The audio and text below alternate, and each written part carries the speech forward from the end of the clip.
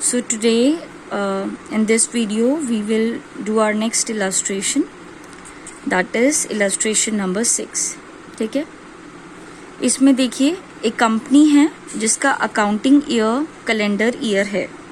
ठीक है, calendar year का मतलब क्या है, जैसे आपके घरों में भी जो कैलेंडर आते हैं, है ना, तो वो कैलेंडर क्या होता है कि जनवरी वाले पेज से स्टार्ट होता है और दिसंबर वाले मंथ से ख़त्म हो जाता है ना. तो जनवरी वाले मंथ से स्टार्ट हुआ, दिसंबर में ख़त्म हो गया, उसी को ही तो कैलेंडर बोलते हैं. तो उसी से आप रिलेट कर लिए इसको कि अकाउंटिंग ईयर अगर कैलेंडर ईयर है तो इसका मतलब ये है कि वो जनवरी से दिसंबर वाला ईयर ले रहा है इस बार अकाउंटिंग ईयर की फॉर्म में, इस वाले क्वेश्चन में. ठीक है, इन केस अगर क्वेश्चन में आपको नहीं गिवन कि आपको कौन सा ईयर लेना है तो आप 1 अप्रैल से 31 मार्च लेंगे, जो कि एक्चुअल में हमारा अकाउंटिंग ईयर होता है. बट अगर आपको क्वेश्चन में स्पेसिफिकली ये बात दे रखी है कि कैलेंडर ईयर ही है, तो कैलेंडर ईयर मतलब जनवरी से स्टार्ट होता है और दिसंबर में ख़त्म. ठीक है, तो अगर आपको ये दे रखा है कैलेंडर ईयर तो आप जनवरी से दिसंबर वाला लोगे. ठीक है, चलिए, ये थोड़ा डिफरेंट क्वेश्चन है और हो सकता है कि एग्जाम में इस पैटर्न के भी क्वेश्चन आ जाए. तो ये वाला क्वेश्चन और एक जो मैंने आपको प्रीवियस जो जस्ट इस वीडियो से पहले जो एक वीडियो सेंड करी थी, वो क्वेश्चन भी उतना ही इम्पोर्टेंट है जितना ये क्वेश्चन इम्पोर्टेंट है. तो एग्जाम के पॉइंट ऑफ व्यू से इन दोनों को प्लीज़ अच्छे से कर लीजिएगा. ठीक है, तो एक कंपनी जिसका अकाउंटिंग ईयर कैलेंडर ईयर है परचेज्ड ऑन 1 अप्रैल 2008. पहले पूरा क्वेश्चन करेंगे तभी आंसर करना स्टार्ट करेंगे, याद रखिएगा इस चीज़ को, क्योंकि अगर आपने क्वेश्चन इनकम्प्लीट किया है तो हो सकता है बाद में कोई ऐसी बात आ जाए जिसका फर्स्ट वाले के साथ कुछ रिलेट कर रहा हो. ठीक है, तो हमेशा ध्यान रखिएगा जब भी आप क्वेश्चन पढ़ते हैं पहले पूरा क्वेश्चन पढ़ो पूरा, उसके बाद उसको 2 बार पढ़ने के बाद रिलेट करने के बाद हर एक चीज़ों को फिर अटेम्प्ट करना. ठीक है, क्वेश्चन इसके सॉल्यूशन को. तो 1 अप्रैल 2008 में एक मशीनरी परचेज की गई 30,000 की. फिर 1 अक्टूबर 2008 में ही, देखो ये भी 8 है ये भी 8 है, अप्रैल और अक्टूबर. तो एक मशीनरी अप्रैल में खरीदी गई 30,000 की, एक अक्टूबर में खरीदी गई 2008 में 20,000 की. फिर 2009 में खरीदी 1 जुलाई को 10,000 की मशीनरी.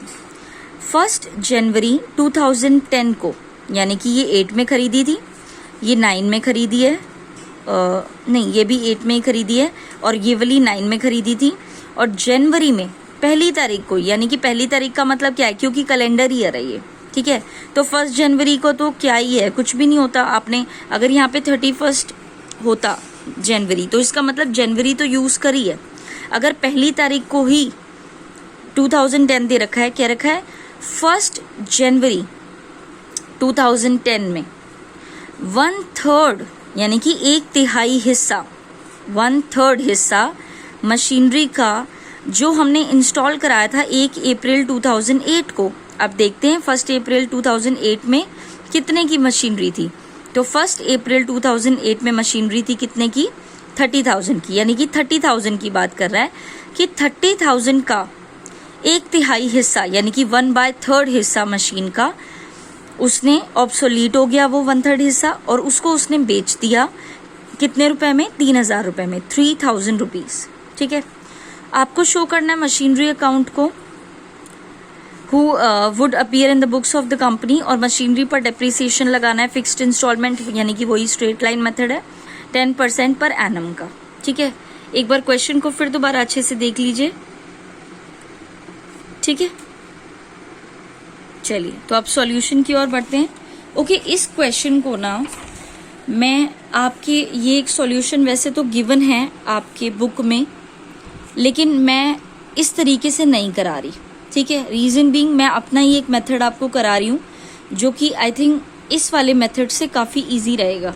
ठीक है, तो आपको ताकि आपका क्वेश्चन गलत ना हो, इट्स बेटर कि हम लोग एक इससे भी अच्छा या रिफाइंड तरीके से कर लें क्वेश्चंस को. ठीक है, तो वो तरीके से मैं आपको बताऊंगी. ठीक है, तो चलिए, सबसे पहले कैलेंडर ईयर है, तो यहाँ पे लिखेंगे कैलेंडर ईयर ताकि हमें याद रहे कि हमें सब चीज़ों का सॉल्यूशन 1 जनवरी से लेकर के 31 दिसंबर के बीच में लेना है, क्योंकि हमें बोला गया है कि हम इस अकाउंटिंग ईयर को इस वाले क्वेश्चन में फॉलो करें। ठीक है, चलिए, तो कैलेंडर ईयर आ गया 1 जनवरी से 31 दिसंबर। तो चलिए, फर्स्ट जो मशीनरी थी हमारी वो हमने 1 अप्रैल 2008 में खरीदी थी। ठीक है बच्चे, वो मशीनरी थी कितने की? 30,000 की। क्लियर है? सबसे पहले हम फर्स्ट वाली का ही कर रहे हैं। फर्स्ट, ये वर्किंग नोट नंबर 1 है। ठीक है, वर्किंग नोट नंबर पहला वाला। ठीक है, तो 1 अप्रैल 2008 में हमने एक मशीनरी खरीदी 30,000 की, ये हमने परचेज करी।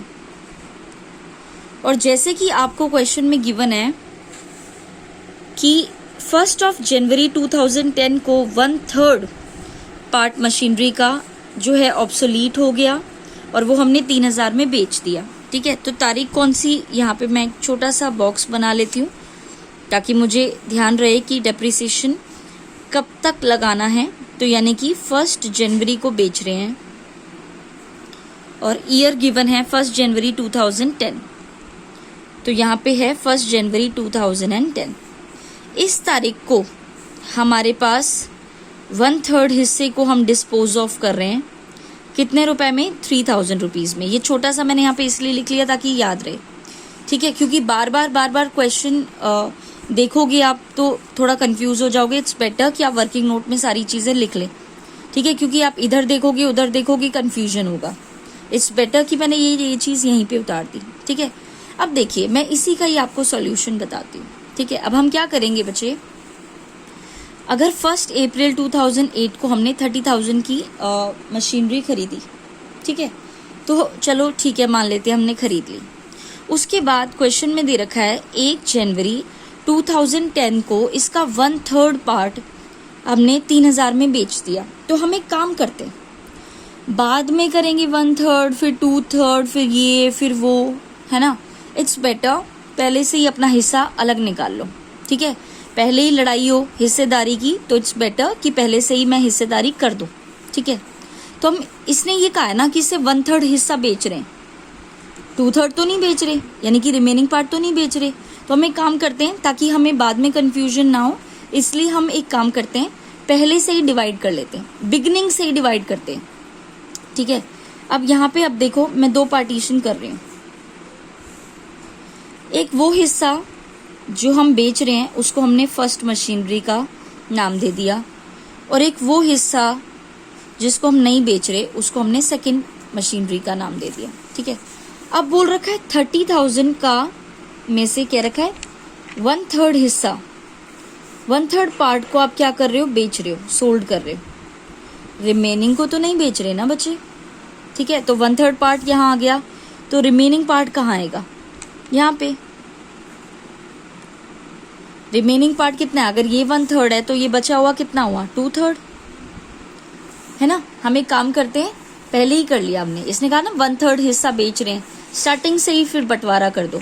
30,000 का 1/3 इधर कर दो, रिमेनिंग 2/3 इधर कर दो। ठीक है, चलो अब यहाँ पे देखो, 30,000 का 1/3 का मतलब क्या है, 10,000, और 30,000 में से अगर 10,000 यहाँ पे आ गए तो बचा कितना, 20,000।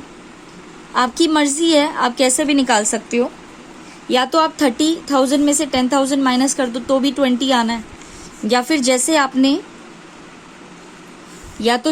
30,000 का 1/3 किया था वैसे ही 30,000 का यहाँ पे 2/3 कर दो। 3 था ना नीचे, तो 3 से 3 कैंसिल हो गया, 10 और ये 20,000 माइनस, मर्जी आपकी, 30 में से 10 माइनस करना है ऐसे निकाल लो, या 30,000 का 2/3 निकाल लो, दोनों ही बराबर हैं, दोनों सही होंगे। ठीक है, तो इसका मतलब यहाँ पे इसकी वैल्यू आ गई 20,000, 10,000, और इसकी आ गई वैल्यू 20,000। तो चलिए इन दोनों का डेप्रिसिएशन निकालते हैं। चलो, तो ये हमारे पास कॉस्ट हो गई, तो ये पहले हम तारीख लिख लेते हैं, 1 अप्रैल 2008, इसका भी यही लिख लेते हैं। ठीक है, और ये सेम डेट अप्लाई होगी, यहाँ पे जगह नहीं है अदरवाइज मैं यहीं पे लिख देती हूँ। चलिए तो डेप्रीसिएशन लगाएं। डेप्रीसिएशन आपको दे रखा है 10%, और क्योंकि यहाँ पे अप्रैल दे रखा है तो अप्रैल से लेकर के अप्रैल, मई, जून, जुलाई, अगस्त, सितंबर, अक्टूबर, नवंबर, दिसंबर ही लेंगे, याद रखिएगा, ठीक है, दिसंबर ही लेंगे। तो कितने मंथ्स हो गए बच्चे? 9 मंथ्स। तो दिसंबर कंप्लीट लेंगे, यहाँ पे 1 अप्रैल लिख दीजिएगा और यहाँ पे 31 दिसंबर, ठीक है। तो यानी कि 10,000 का 10% लेंगे डेप्रीसिएशन, और अभी अभी जैसे कि मैंने आपको बताया तो 9/12, ठीक है।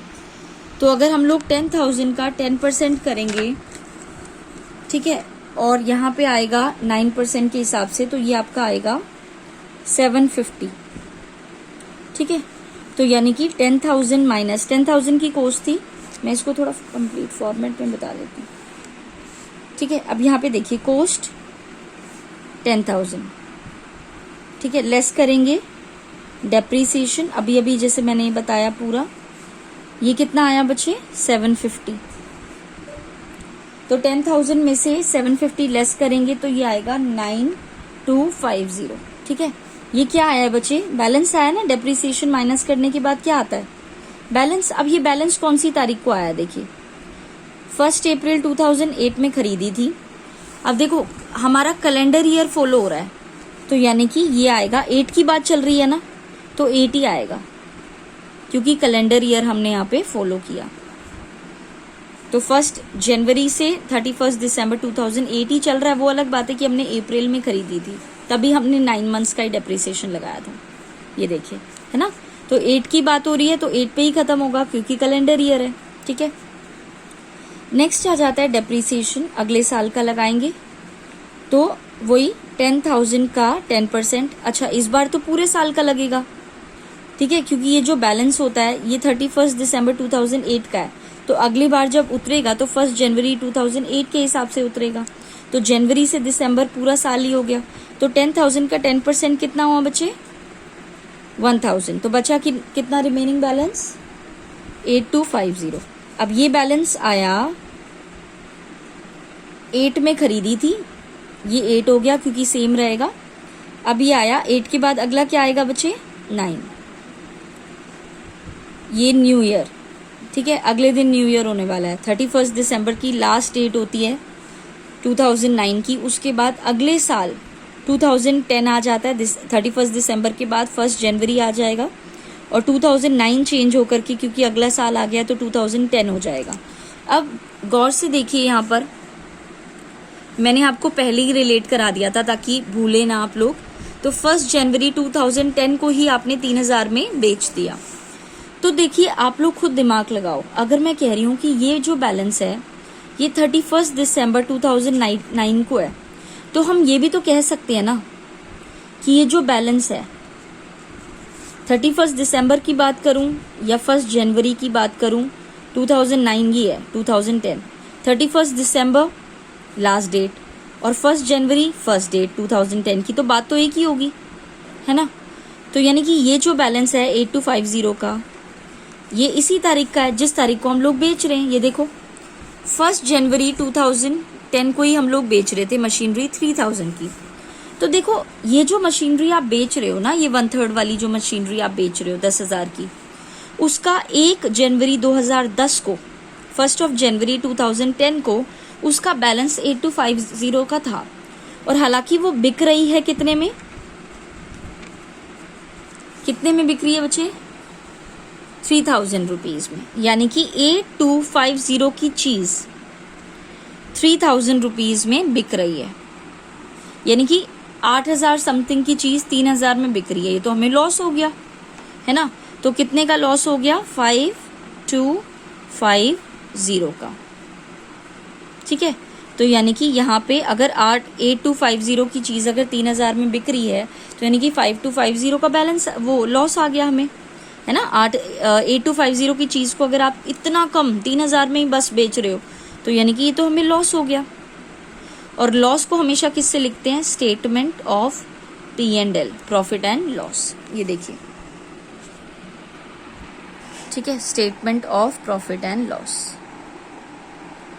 आई होप ये क्लियर हो गया होगा। वर्किंग नोट बनाने के बाद बस आपको लिखना बाकी रह जाता है और सब चीजें हो जाती हैं। ठीक है, आई होप आपको क्लियर हो गया होगा ये। ठीक है, एक बार मैं फिर दोबारा आपको समझा देती हूँ। 30,000 का पहले 1/3 करेंगे 10,000। उसके बाद 2008 में खरीदी थी तो डेप्रीसिएशन लगाएंगे 10,000 अप्रैल, मई, जून, जुलाई, अगस्त, सितंबर, अक्टूबर, नवंबर, दिसंबर। ठीक है, तो यानी कि अप्रैल से दिसंबर कितना हुआ बच्चे आपका 9 मंथ्स का। तो 10,000 का 10% का 9/12 कितना आ गया बच्चे 7250। ये देखिए 10,000 का 10% का 9/12 750। अब 8 की बात हो रही है तो 31 दिसंबर 2008 ही आएगा क्योंकि हमारा फॉलो कौन सा हो रहा है कैलेंडर ईयर। तो अगर 1 जनवरी 2008 से स्टार्ट हुई है तो ये भी 2008 से ही खत्म होगा, 2008 पे ही। तो 8 से स्टार्ट हुआ है तो 8 पे ही खत्म होगा। फिर ऑब्वियस सी बात है 2009 का कंप्लीट का डेप्रीसिएशन लगाना पड़ेगा 1 जनवरी से 31 दिसंबर तक का। तो 10,000 का 10% पूरे साल का है तो 1,000, तो 8250। अब वही यहाँ पे 9 का आ गया यानी कि 10 की स्टार्टिंग का है। 1 जनवरी है, अगर यहाँ पे 31 जनवरी होता तो हमें चलो 1 महीने का डेप्रीसिएशन लगाना पड़ता, लेकिन ये 1 जनवरी को ही हम लोग बेच रहे हैं तो कोई डेप्रीसिएशन एज सच लगाने की जरूरत नहीं है। तो यानी कि 10,000 का यहाँ पे 1 जनवरी 2010 को हमारे पास बैलेंस था 8250 का, और जो कि हम लोग बेच रहे हैं 1 जनवरी 2010 को ही 3,000 की, यानी कि 8250 की चीज 8,250 की चीज 3,000 में बेच रहे हैं, यानी कि 5,250 रुपीज का क्या हो गया हमें लॉस हो गया। तो लॉस को हम लोग किस में डालते हैं statement of profit and loss में। ठीक है, आई होप ये आपको क्लियर हो गया होगा। ठीक है, चलिए अब नेक्स्ट का भी कर लेते हैं फटाफट। 20,000 का है ये, इसका भी सबसे पहले डेप्रीसिएशन माइनस करेंगे। ठीक है, तो डेप्रीसिएशन लगेगा 20,000 का 10%, और इसका भी वही क्योंकि अप्रैल में ही खरीदी है दोनों, हमने बाइफरकेट कर दिया ना इन दोनों को। है तो तारीख इसकी भी 1 अप्रैल 2018 और इसकी भी 1 अप्रैल 2018। तो अप्रैल, मई, जून, जुलाई, अगस्त, सितंबर, अक्टूबर, नवंबर, तो यानी कि दिसंबर, तो यानी कि कितने मंथ्स हो गए बच्चे 9 मंथ्स हो गए। तो 9/12 कर देंगे। ठीक है, अब देखिए अगर हम इसका 9/12 करेंगे तो कितना आएगा 20,000 का 10%, 2,000 का 3/4 यानी कि 1,500 आ जाएगा। ठीक है, अब यहाँ पे देखिए अब हम बैलेंस निकालेंगे। ये डेट थी 1 अप्रैल 2008 को, तो बैलेंस भी आएगा 31 दिसंबर 2008 को, वही जैसे सेम यहाँ पे अप्लाई किया था 31 दिसंबर 2008 को बैलेंस आया था। तो 20,000 माइनस 1,500 आएगा 18,500। ठीक है, उसके बाद हम यहाँ पर अगेन डेप्रीसिएशन लगाएंगे 10% का। तो 20,000 का 10% 2,000 हुआ, 20,000 का 10% लेंगे क्योंकि पूरे साल का है तो 2,000, बाकी बचा कितना 16,500 लेस करेंगे तो 18,500 माइनस 2,000, ये बैलेंस आ जाएगा। ये बैलेंस आएगा 31 दिसंबर 2009 को। ठीक है, लेकिन ये मशीनरी तो हम बेच ही नहीं रहे हैं तो इस पर तो पूरे साल का ही डेप्रीसिएशन लगेगा। तो अगेन हम डेप्रीसिएशन लगाएंगे 20,000 का 10%, ये आएगा 2,000, और यहाँ पे आ गया 16,500 माइनस करो 2,000, ये आएगा 14,500। ये बैलेंस आ गया आपके पास। बैलेंस कौन सी डेट को आ गया 31 दिसंबर 2010। ठीक है, ये बैलेंस आ गया 31 दिसंबर 2010 14,500 का। ठीक है, आई होप आपको क्लियर हो गया होगा। ठीक है, 2010 तक का ही हमें बनाना है ये पूरा, तो इसलिए हमने पहले 8 फिर 9 फिर 10 पूरा, इस पर पूरे साल का लगेगा डेप्रीसिएशन क्योंकि इसमें इसको तो हम नहीं बेच रहे हैं। ठीक है, चलिए इसको रिलेट करें क्वेश्चन से। आंसर आपका बिल्कुल 101% सही आएगा, ऐसी कोई प्रॉब्लम नहीं है कि आंसर सही नहीं आएगा, लेकिन बाद में घोच पोच करने से अच्छा है कि पहले ही बाइफरकेशन करके कर दिया जाए। ठीक है, चलिए अब इसी को ही मैं आपको क्वेश्चन में दिखाती हूँ, सॉरी। चलिए क्वेश्चन हम अपने तरीके से ही कर रहे हैं। चलिए सबसे पहले यहाँ पे लिखेंगे 2008, यहाँ पे भी लिखेंगे 2008। यहाँ पे हमने मशीनरी खरीदी थी 1 अप्रैल को। अभी लिसन, अभी मैं सिर्फ ये वाला पार्ट आपको करके दिखा रही हूँ, ठीक है। तो यहाँ पे लिखेंगे टू बैंक, फर्स्ट मशीनरी जो कि हमने डिवाइड करी थी कितने में, 10,000 में, और दूसरी मशीनरी को 20,000 में। तो यहाँ पे फर्स्ट लिखेंगे 10,000 टू बैंक करके, सेकेंड मशीनरी को नाम देंगे 20,000, ठीक है। आई होप आपको क्लियर हो गया होगा। यहाँ पे भी आप लिखिए 1 अप्रैल, लिख लिया, 1 अप्रैल को ही लिखेंगे, ठीक है। अब यहाँ पे हम क्या लिखेंगे, सॉरी एक और मशीनरी भी इन्होंने सेम ईयर में खरीदी है, ये रहा। It purchased further machinery on 1 अक्टूबर 2008। तो यहाँ पे लिखेंगे 1 अक्टूबर 2008 में ही है, वो तो लिखा ही हुआ है ऊपर। तो टू बैंक करके इसको नाम देंगे थर्ड मशीनरी, ठीक है। और ये मशीनरी आपने परचेज करी थी 1 अक्टूबर वाली 20,000 में, ये तो 9 में खरीदी है तो बाद में देखेंगे। 1 अक्टूबर 2008 में 20,000 की मशीनरी खरीदी है, ओ सॉरी हाँ 20,000 की मशीनरी खरीदी है। चलिए अब यहाँ पे अप्रैल अक्टूबर ये दोनों एक ही हैं, बट इनको मैंने बाइफर्केशन कर रखा है। 30 की थी ना 10 और 20 में, और ये तो है ही सिंगल अलोन, ठीक है। यहाँ पे क्योंकि हमारा कैलेंडर ईयर है तो खत्म कब होगा, 31 दिसंबर को। तो यहाँ पे लिखेंगे 31 दिसंबर, ठीक है। और यहाँ पे लिखेंगे bye depreciation, bye depreciation account. चलिए फर्स्ट मशीनरी सेकंड मशीनरी हमने निकाला हुआ है, बस डालना बाकी है। तो सबसे पहला डेप्रिसिएशन लगा था 750, 10,000 वाले का 750, और इसका सबसे पहला डेप्रिसिएशन है 1,500, ठीक है। तो सबसे पहले इसका 750 और इसका 1,500, ठीक है, और प्लस करेंगे तो आएगा 2250, ठीक है। थर्ड मशीनरी का लगा देते हैं। थर्ड मशीनरी का निकाल लेते हैं पहले। 20,000 का 10% का डेप्रिसिएशन है, और ये अक्टूबर में खरीदी है, दिसंबर में क्लोज होना है, तो अक्टूबर पूरा क्योंकि फर्स्ट है, अक्टूबर नवंबर दिसंबर यानी कि 3 महीने का, ठीक है। तो 3 महीने का डेप्रिसिएशन निकालेंगे जब हम 20,000 का 10% 2,000 का 3/4 यानी कि 500, ठीक है। ये निकालेंगे तो आएगा इधर, और ये आ गया इधर 500 है ना। इसको कंप्लीट को ही एक काम कीजिए, इन तीनों का प्लस करके आप लिखेंगे 2750, ठीक है। इन तीनों को प्लस कर लीजिएगा और ये आ गया 2750। नेक्स्ट आ जाता है बाय बैलेंस सीडी, हमने बस निकाल रखा है, बस प्लेस करना बाकी है। चलिए फर्स्ट मशीनरी का जब आपने 10,000 में से 750 माइनस किए थे तो कितना आया था, 9250 ना।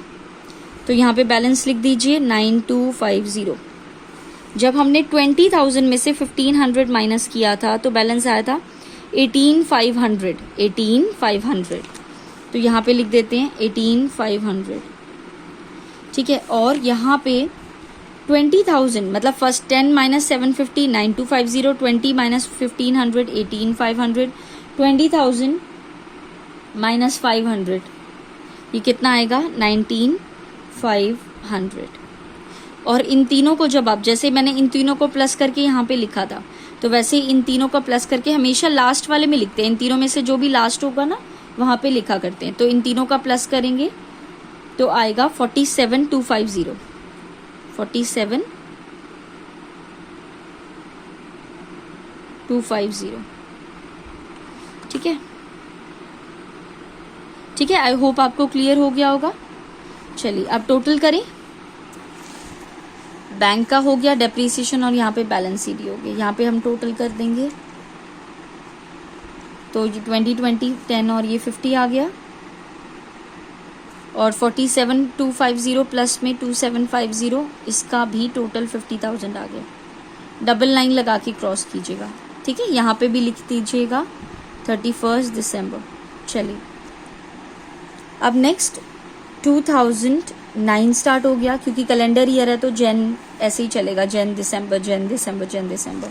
ये 8 अप्रैल अक्टूबर इसलिए आया क्योंकि खरीदी इसी डेट को थी, ठीक है। तो चलिए 31 दिसंबर लिखा है तो यहाँ पे 1 जनवरी लिखेंगे। यहाँ पे आएगा 2 बैलेंस ब्रॉड डाउन, यहाँ पे कैरी डाउन था ना, यहाँ पे ब्रॉड डाउन लिखेंगे 1st 2nd 3rd। तो चलिए उतार दीजिए। पहले का बैलेंस 9250, दूसरे का 18500, तीसरे का 19500, तो सबका टोटल करके आया 47250, ठीक है बच्चे। नेक्स्ट है 2009, क्योंकि कैलेंडर ईयर है तो जन में स्टार्ट है तो 31 दिसंबर को ही खत्म होगा। अगेन सेम फॉर्मेट फॉलो करेंगे, पहले डेप्रीसिएशन फिर balance sheet. By depreciation account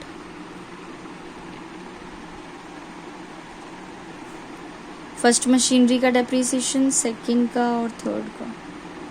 चलिए अगला, पहले वाला डेप्रीसिएशन 750 और 1500 हो चुका है, दूसरे वाला डेप्रीसिएशन 750 हो चुका, 1500 हो चुका, दूसरे का है 1000 और 2000। तो चलिए नेक्स्ट डेप्रीसिएशन लगेगा 1000 और 2000, ठीक है। और इस पर तो पूरे साल का ही लगेगा, ठीक है।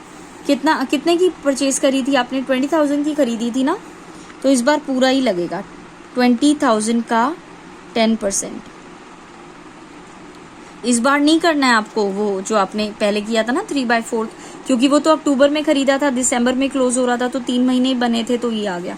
लेकिन जनवरी से दिसंबर तो कंप्लीट पूरा साल बनेगा तो पूरे साल का लेंगे। तो 20,000 का 10% कितना हुआ बच्चे? 2,000। तो इन तीनों का टोटल करेंगे, आएगा 5,000। यहाँ पे लिखेंगे by balance carry down 1st 2nd 3rd।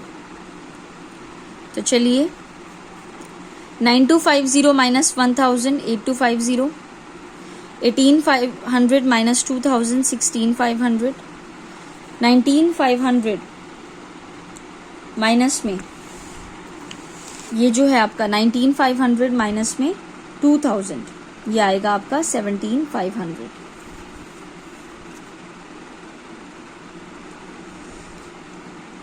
I hope आपको क्लियर हो गया होगा, ठीक है। अब हम क्या करेंगे ये इन सब का 8250 16500 17500 इन सब का जब आप टोटल करेंगे तो ये आपका आएगा ऑलमोस्ट